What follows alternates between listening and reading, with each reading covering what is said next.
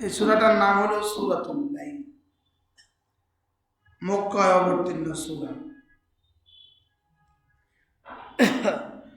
আল্লাহ তাআলা এখানে রাতের কসম খেয়েছেন আর দিনের কসম খেয়েছেন। এর আগের সূরায় 11টা কসম খেয়েছেন, এর আগের সূরায় 3টা কসম খেয়েছেন।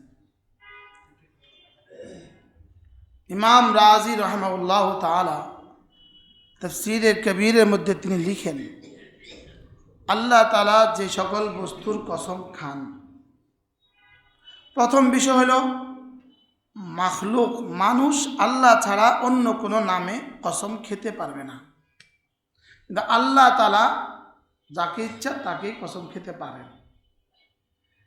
তাফসীরে কবীরের মধ্যে ইমাম রাজি রাহিমাহুল্লাহ লিখেন, আল্লাহ তাআলা যেই শব্দগুলো দিয়ে কসম খেয়েছেন, মূলত এই শব্দগুলো দিয়ে কসম খাওয়ার মূল কারণ বান্দার দিলকে, বান্দাকে একটা কথা বোঝানো, সেটা হলো আমি যে বস্তুগুলোর কসম খাচ্ছি এগুলো তোমাদের চেয়ে বেশি শক্তিধর।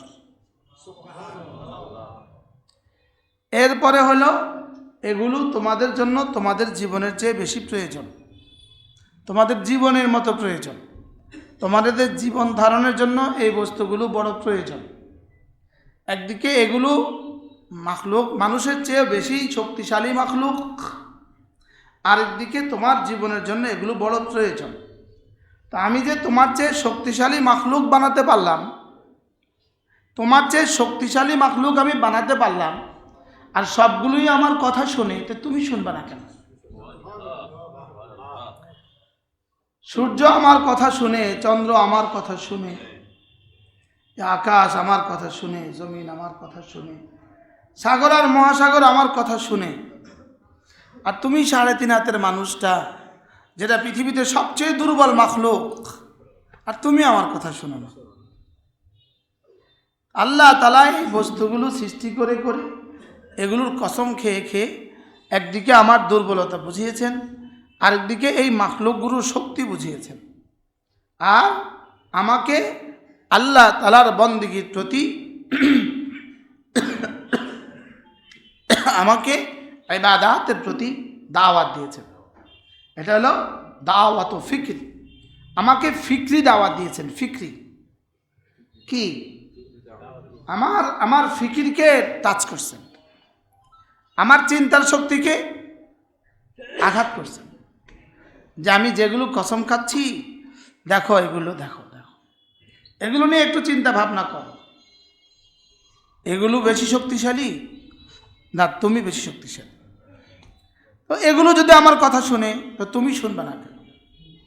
সূর্য নিয়মিতই আমার কথা শুনে উঠে, সূর্য নিয়মিতই আমার কথা শুনে ডুবে, সূর্য প্রতিদিন সন্ধ্যাবেলা আল্লাহ তাআলার কুদরতি পায়ে সেজদা করে, এবার অনুমতি চায়, আমি কি উঠবো? তো আল্লাহ তাআলা অনুমতি দিয়ে দেন, যাও উঠো। মুসলিম শরীফের হাদিস। কেউ কেউ বলেন এটা মুতাশাবিহাত, এটা বান্দার বোঝার ক্ষমতা নাই। বান্দার বোঝার কি নাই বলেন? ক্ষমতা। আপনি কত কিছুই তো বুঝেন না, আপনি আর আমি এটা বুঝবো কিভাবে? আপনি আর আমি এটা বুঝবো কিভাবে? তো আল্লাহ তাআলা বলেন, ওয়াল্লাইলি ইযা ইয়াগশা ওয়ান নাহারি ইযা তাজাল্লা। আল্লাহ তাআলা বলেন, আমি রাতের কসম খেয়ে বলি, ইযা ইয়াগশা, যখন রাত আচ্ছাদিত হয়, সারা পৃথিবীকে যখন সে আচ্ছাদিত করে ফেলে, ওয়ান নাহারি ইযা তাজাল্লা, আমি দিনের কসম খেয়ে বলি, দিন যখন সারা পৃথিবীকে আলোকিত করে। রাত আর দিন কেন বানালেন? এজন্য আল্লাহ তাআলা আরেক জায়গায় বলেন, আমি রাতের পর দিন, দিনের পর রাত কেন বানিয়েছি জানো? খিলফাতান লিমান আরাদা আন ইয়াযাক্কারা আও আরাদা শুকুরা, যেন তুমি উপদেশ নিতে পারো। সুবহানাল্লাহ।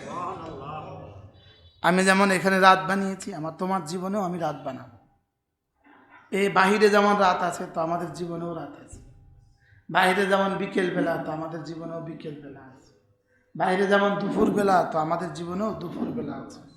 ওই জওয়ানরা, এদের দুপুর বেলা, আমরা বুড়োরা বিকেলবেলা, হ্যাঁ, আমরা যারা আরও বুড়ো, তা আমাদের সন্ধ্যা ঘনিয়ে আসছে। আমাদের সন্ধ্যা একদম কি আসছে? আমাদের সন্ধ্যা ঘনিয়ে আসছে। আমাদের সূর্য অস্তমিত যাওয়ার সময় হয়ে গেছে, লেকিন আমরা বুঝি না। এই জন্য লিমান আরাদা আন ইয়াযাক্কারা, যে উপদেশ নিতে চায় তার জন্যই আমি উপদেশ নেওয়ার জন্য আমি রাত দিন বানিয়েছি। আও আরাদা শুকুরা, যে শুকর গুজার বান্দা বনতে চায় আমি তার জন্য রাত দিন বানিয়েছি।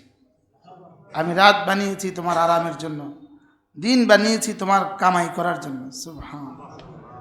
দিন বানিয়েছি মাশা, রাত বানিয়েছি সুবাতা। হ্যাঁ, সুবাতা, রাত বানিয়েছি সুবাতা, রাত বানিয়েছি তোমার দিনের কষ্টটাকে দূর করে দেওয়ার জন্য। সুবাতা সাবতুন থেকে, সাবতুন মানে আতন, কেটে দেওয়া। এই জন্য রাহাতান লি আবদানিকুম, আমি রাত বানিয়েছি তোমাদের শরীরের আরামের জন্য। যদি রাত না হইতো কেমন হইতো? যদি দিন না হইতো কি অবস্থা হতো?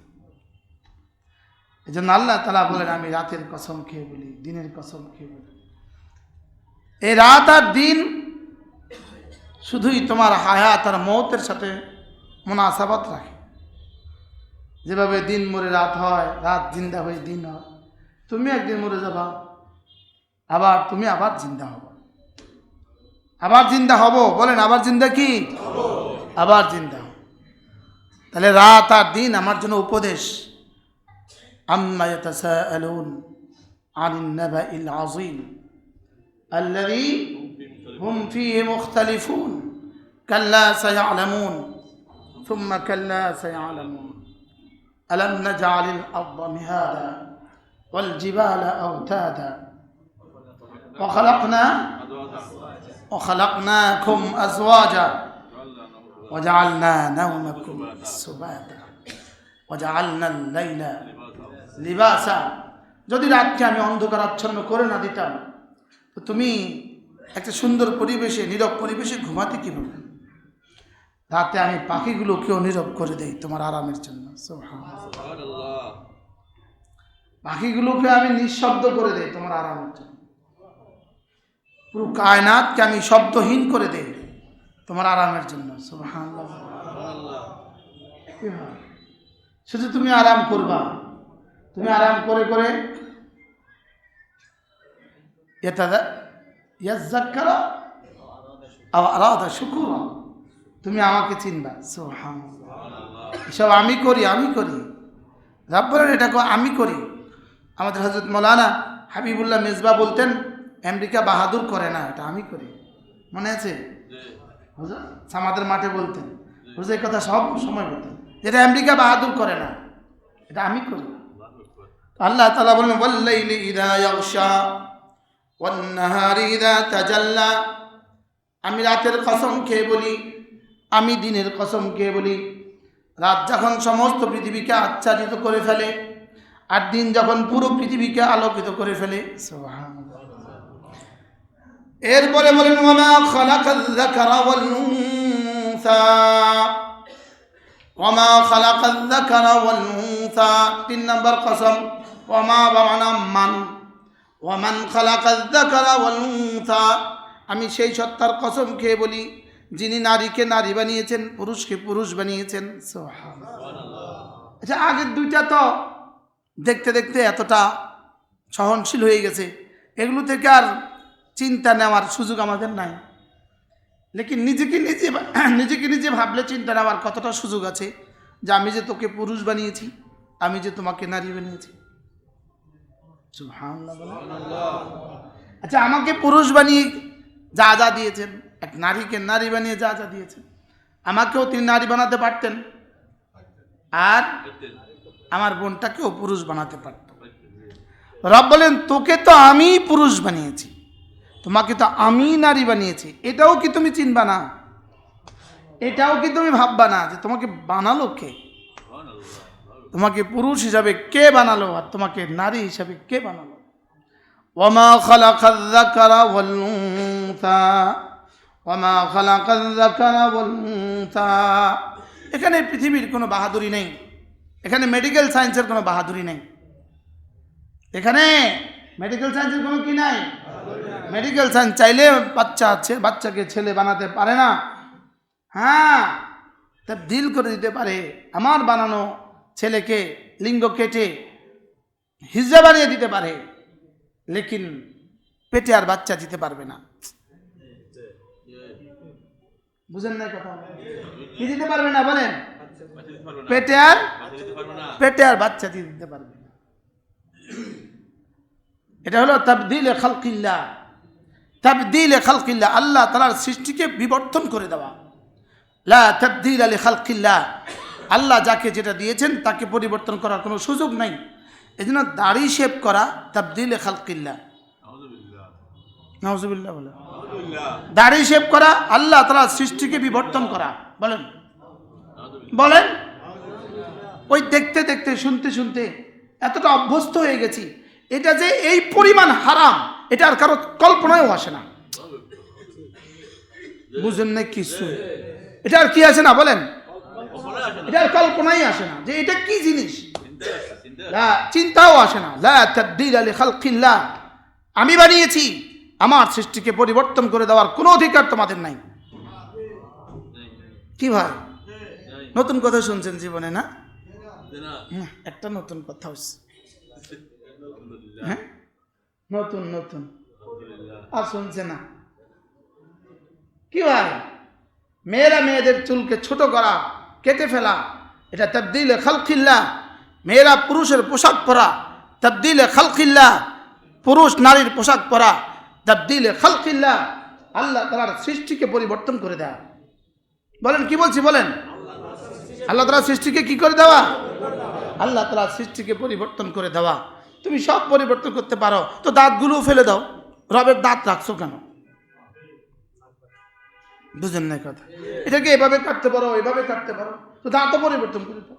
দাঁত ফেলে দাও, যে তারটা দিয়ে ব্যবহার করবো না। জিব্বাটা কেটে ফেলো, যে তার জিব্বা দিয়ে আর বলবো না। কালো চামড়া ফেলে পারলে সাদা করে দাও। কি পারলে ভিতর থেকে গজানো ঠেকাও। বুঝেন না কথা? পারলে ভিতর থেকে কি দাড়ি গজানোই ঠেকাও। হ্যাঁ, রব্বে কারীম এত দেরিতে আমাদেরকে কেন দুনিয়াতে পাঠালেন?